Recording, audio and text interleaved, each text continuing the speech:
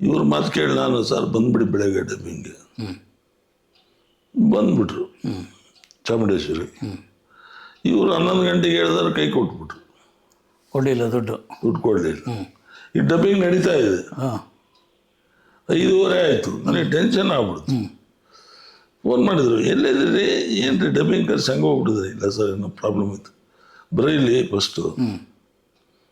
ನಾನು ಅಲ್ಲಿಗೆ ದೇವ್ಗೆ ಫೋನ್ ಮಾಡಿ ನಮ್ಮ ಅಸಿಸ್ಟೆಂಟ್ ದೇವ್ ಒಂದು 2 ರೀಲ್ ಪೆಂಡಿಂಗ್ ಮಾಡಿಬಿಡು, ನಾಳೆ ದುಡ್ಡು ಕೊಡ್ತಾರೆ ಸರ್, ಬಂದು 5 ಲಕ್ಷ ಕೊಟ್ಟ ಮೇಲೆ ಮಾಡಿಕೊಡಿ ಅಂತ ಹೇಳಿ ಸಾರ್ ಕಳಿಸ್ಬಿಡು, ಅವ್ರು ಹೋದ್ಮೇಲೆ ಬರ್ತೀನಿ ನಾನು ಅಂತ ಹೇಳಿದೆ. ಆಯಿತು ಸರ್ ಅಂದು 1 ಗಂಟೆ ಆಯಿತು, ಬಿಡು ಹೋಗಿರ್ತಾರೆ ಅಂತ ನಾನು ಎಂಟ್ರಿ ಆದೆ. ದೇವ್ಗೆ ಹೇಳಿದ್ರೆ ಹೋದ್ರು ಅಂತ ಹೇಳೋ ಅಂತ. ನಾನು ಎಂಟ್ರಿ ಆದೆ, ಗೇಟ್ನಾಗೆ ಇದ್ದರು. ಇವು ಬೇರೆ ಕಲ್ತಿದ್ರ ನೀವು,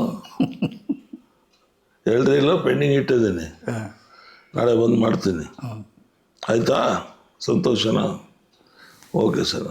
ಬಂದು ದೇವ್ಗೆ ಹೇಳಿದೆ, ಏನೋ ಬೇಜಾರಾದರೆ, ಇಲ್ಲ ಸರ್ ಪೂರ ಪಿಕ್ಚರ್ ಮಾಡಿ ಹೋಗಿದ್ದಾರೆ, ಅಯ್ಯೋ ಕಳಿಸಿ ಮನೆ ಹತ್ರ ಅಂತ.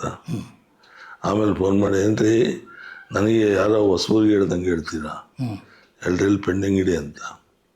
ಪ್ರೂವ್ ಮಾಡಿ ಬಂದಿದ್ನಿ, ನಾಳೆ ಅಲ್ಲ ಸೋಮವಾರ ಅಲ್ಲ ಮುಂದಿನ ವಾರ ಆದರೂ ತಂದು ಕೊಡಿ. ಓಕೆ ಸರ್ ತಗೊಂಡೋಗಿ ಕೊಟ್ಟೆ. ಎಷ್ಟು ತೊಗೊಳ್ತಿದೆ ಸರ್ ಹಾಗೆ? 3 ಪಿಕ್ಚರ್ 20 ಲಕ್ಷ ಸರ್. 20 ಲಕ್ಷ. ಅವರವೆಲ್ಲ ಸ್ಟ್ಯಾಂಡರ್ಡ್ ಸರ್. ಇವ್ರು ಹಂಗೆ ಒಂದು ಪಿಕ್ಚರ್ ಹೋದ ರೇಟ್ಗೆ ಕೋಟಿ 3 ಕೋಟಿ ಸೊನ್ನೆ ಇಲ್ದಂಗೆ ಕೇಳ್ತಾರೆ ಇವರು.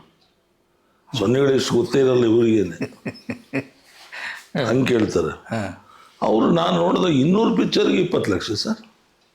ನಂಬ್ತೀರ ನೀವು? ನಮ್ಮ 87ರಲ್ಲಿ ನಮ್ಮ ನಾಗೇಂದ್ರಪ್ಪ ಅಂತ ನಮ್ಮ ಚಿತ್ರದುರ್ಗದಲ್ಲಿ ಸಿನಿಮಾ ಮಾಡಿದರು, ಶುಭ ಮಿಲನ ಅಂತ. ಅವತ್ತು 20 ಲಕ್ಷ. ನಮ್ಮ ದಣಿಗೆ 20, ಓಕೆ, ಮಂಗಳಸೂತ್ರಕ್ಕೆ 20, ಯಜಮಾನಕ್ಕೆ 20.